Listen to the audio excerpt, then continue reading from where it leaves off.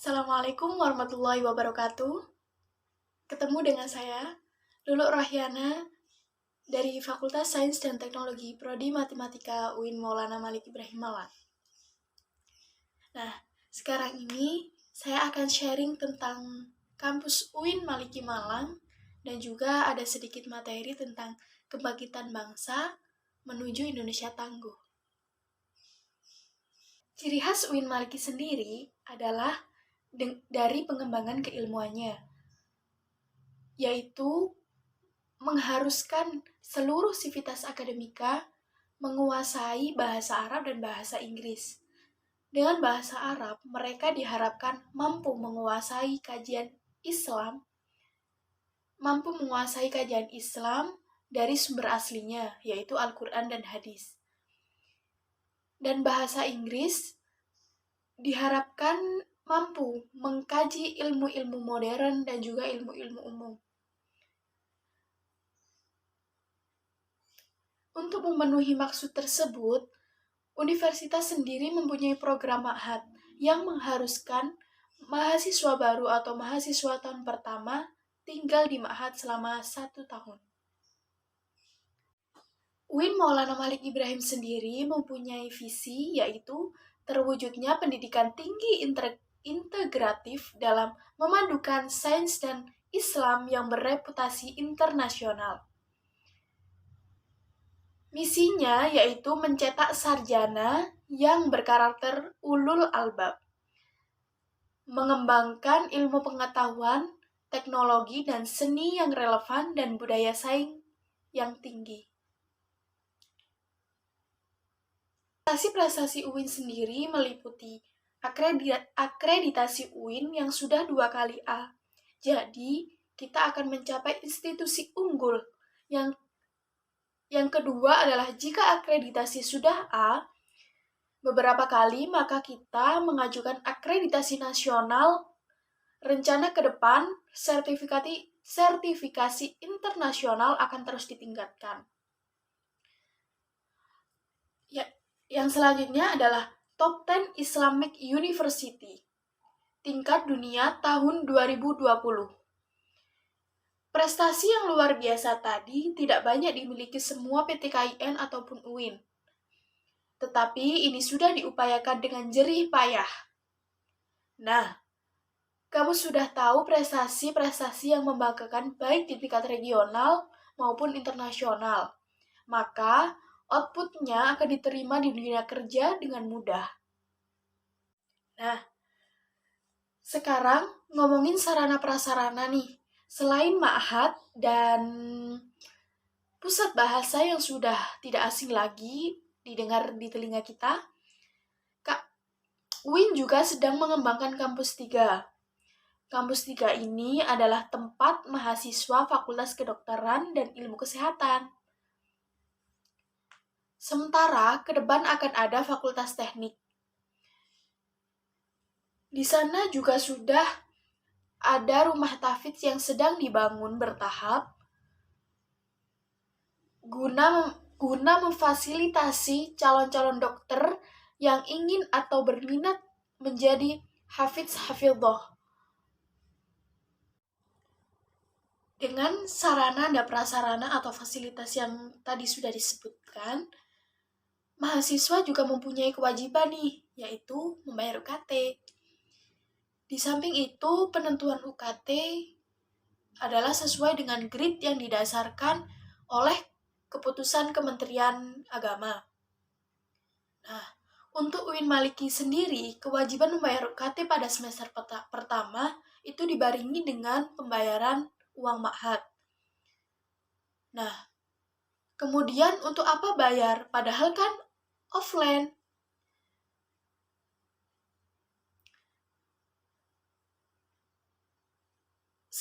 Saat ini meskipun offline, untuk biaya tersebut adalah untuk proses taklim, sekalipun pandemi seperti sekarang ini. Meskipun daring, pembelajaran taklim pun tetap berjalan. Namun, proses taklim bukan hanya mengaji saja, namun semuanya ada kriteria kelulusannya.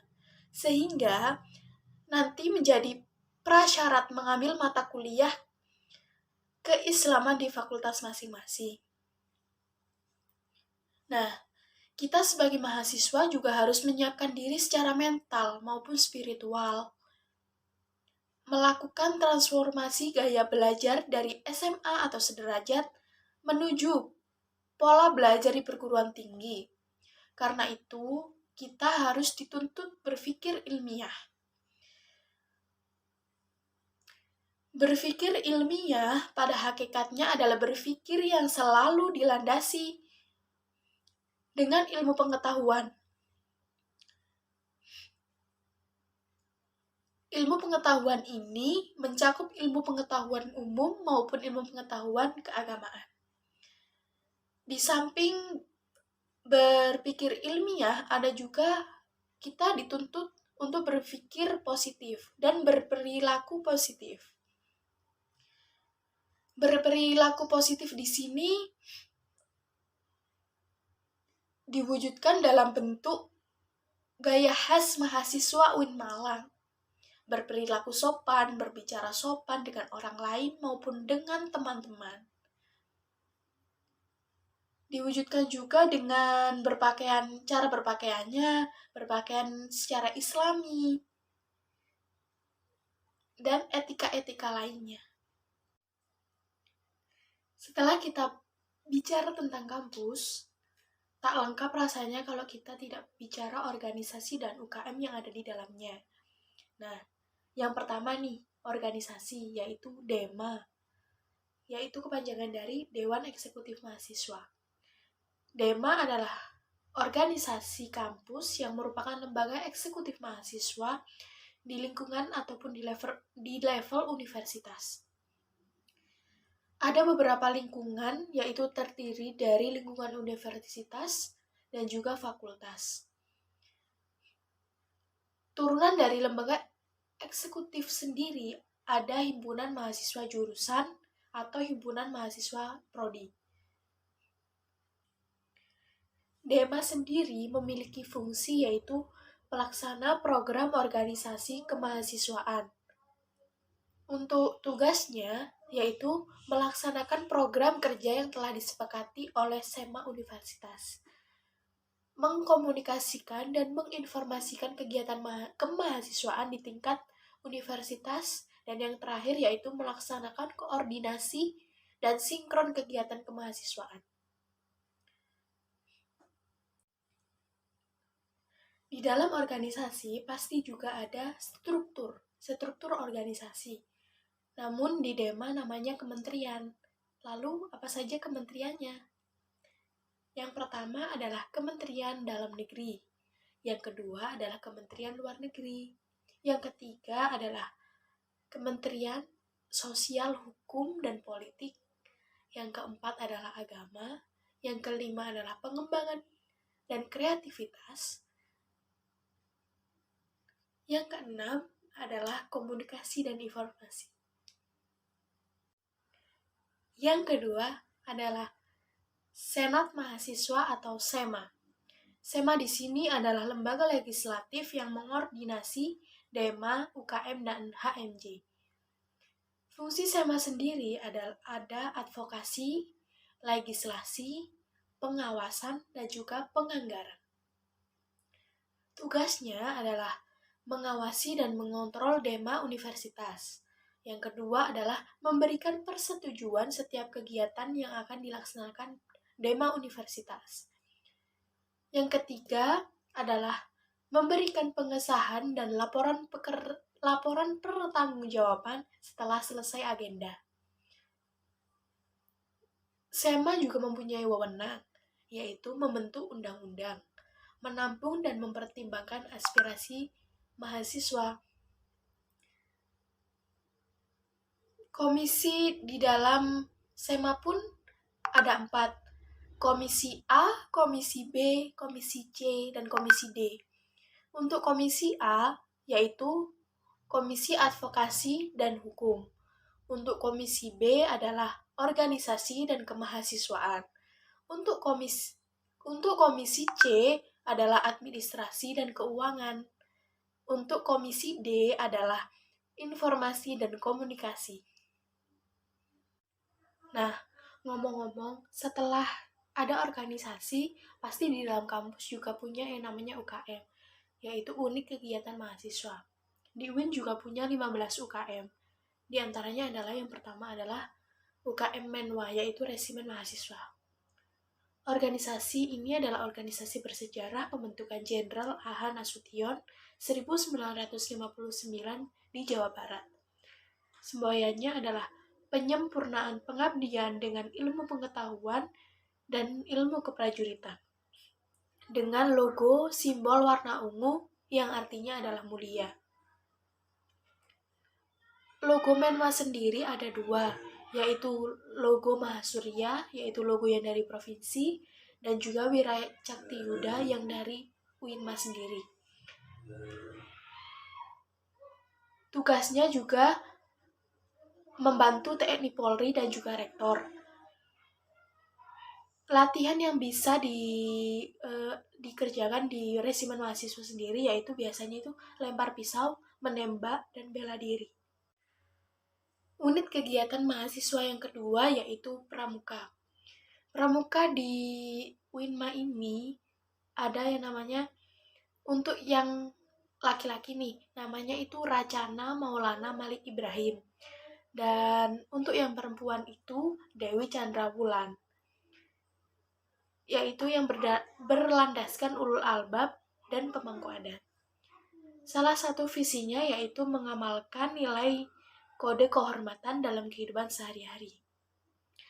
Program kerja UKM Pramuka ini adalah Anjang Sana yang dari Kuarcap, Kuarda, dan Kuarnas.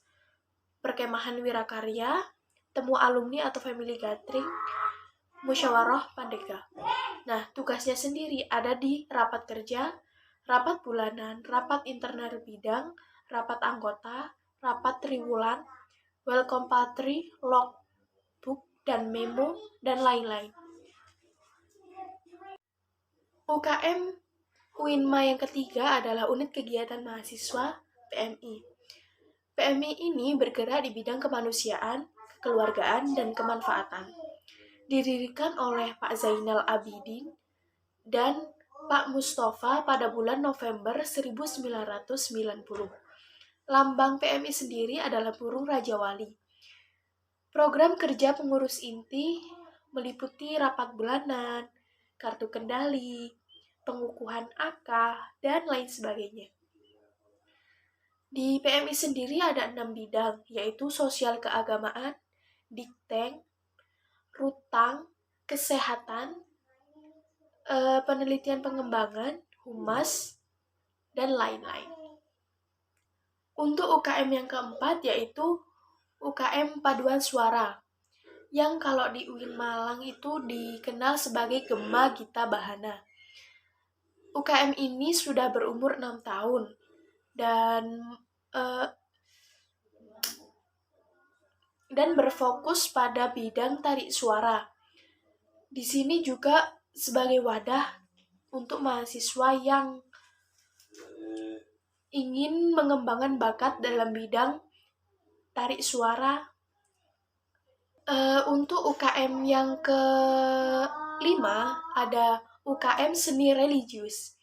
UKM Seni Religius ini adalah lembaga otonom yang memiliki jalur koordinatif yang bergerak dalam bidang seni Islami. Tujuannya adalah membentuk kader Islami yang beriman dan taat kepada Allah Subhanahu wa taala dan memiliki jiwa pemimpin yang agamis, kritis, dinamis, kreatif, inovatif, serta menjunjung tinggi Tridharma perguruan tinggi. Di dalam UKM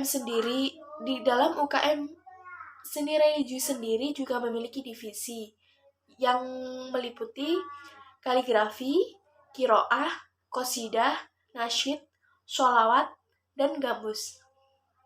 UKM yang berikutnya adalah UKM Teater.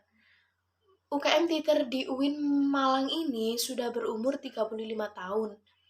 Di dalamnya terdapat bidang seni musik, tari, sastra, aktor, dan lain-lain.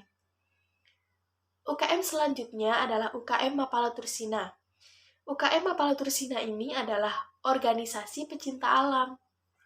Kegiatan utamanya yaitu rekreasi atau mendaki, sosial itu kayak bencana alam, olahraga itu mendaki gunung, panjat tebing, susur goa, atau yang lainnya. Nah, UKM berikutnya adalah UKM Junior atau unit olahraga. Unit olahraga ini adalah wadah yang memfasilitasi mahasiswa dalam bidang olahraga.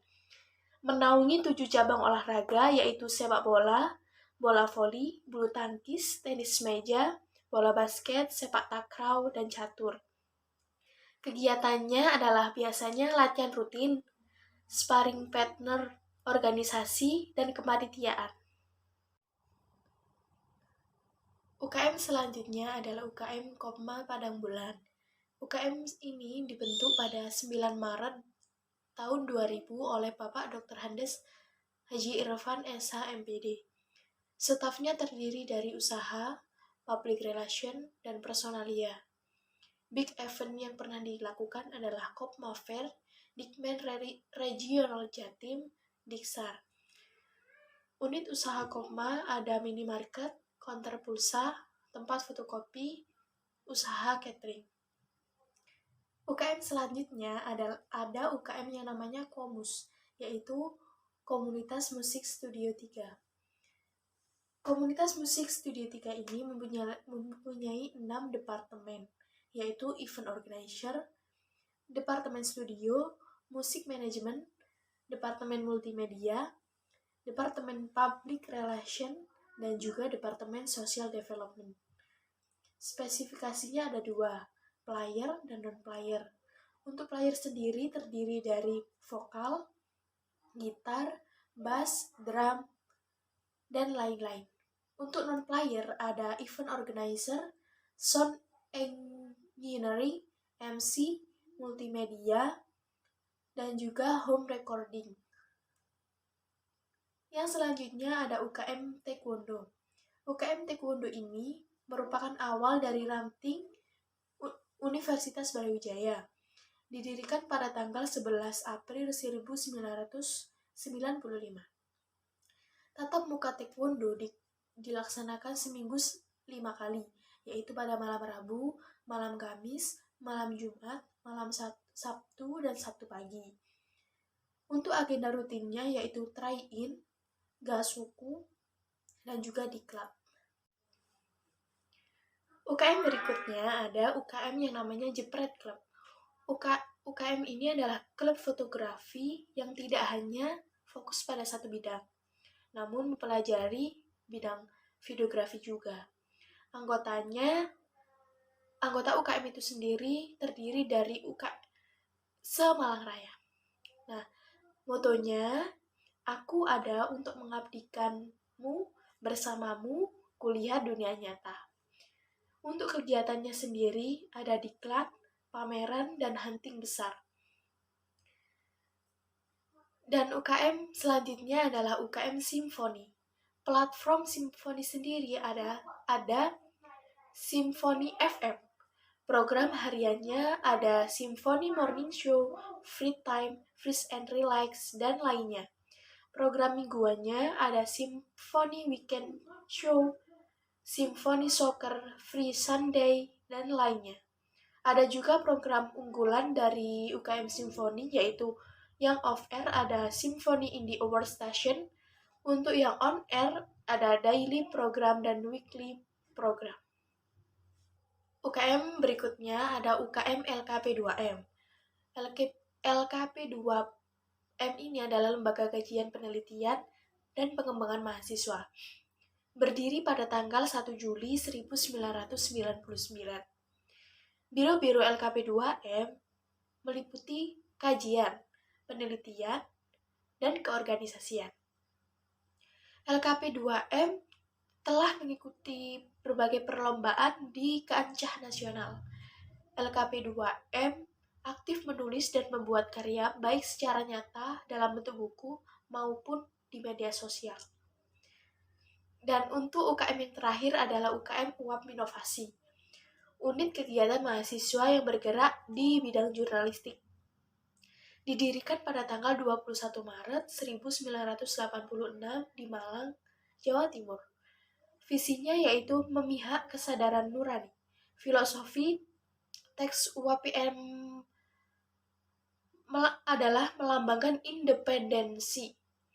Produknya ada Q-Pos berupa koran kumpulan isu ranah kampus dan majalah berupa majalah tahunan berisi depth news yang kritik analitis. Agenda rutin yang biasa dilaksanakan adalah diklat tingkat dasar, upgrading skills, jurnalis camp, sekolah filsafat, rapat akhir tahun, dan diskusi rutin. Nah, menuju materi nih. Waktu PBAK tadi ada sosok orang yang menyampaikan materi tentang kebangkitan bangsa menuju Indonesia tangguh. Beliau adalah Bapak Muhammad Hasanuddin Wahid. Beliau mengatakan, kondisi sekarang ini masih pandemi. Jadi, kita sebagai warga negara Indonesia harus mengurangi. Dengan cara apa? Dengan cara mengikuti program vaksin dan juga taat prokes. Nah, ada dampak di berbagai sektor. Misal, di sektor ekonomi, yaitu melemahnya daya beli, hilangnya pekerjaan. Dan untuk sektor pendidikan, putus sekolah. Dan putus sekolah ini, anak kebanyakan diharuskan untuk bekerja. Yang kedua juga kekerasan pada anak dan risiko eksternal. Kekerasan ini tidak dapat terdeteksi. Nah, apa seharusnya kebijakan yang dilakukan? Yaitu bantuan kuota, bantuan subsidi upah, bantuan pengurangan atau pelonggaran UKT, dan bantuan rumah sakit pendidikan. Nah, beliau juga menyampaikan tentang sekarang ini kita berada di era digital dan akan menuju di era yang seperti memakai hologram. Kata pepatah, siapa yang ingin memajukan dunia, dia harus pandai IT. Barang siapa yang tidak bisa menjadi mahir dalam IT, maka akan menjadi budak dunia. 3 kekuatan pengubah dunia adalah 1. Kemajuan teknologi, agama, dan pasar. Lalu, apa peran dan peluang UIN atau PTKIN-nya? Nah, yang pertama, peran dan peluangnya adalah arus utama pengembangan teknologi digital. Yang kedua adalah link and match dengan sektor industri. Yang ketiga yaitu menjadi kekuatan socio-teknopreneur.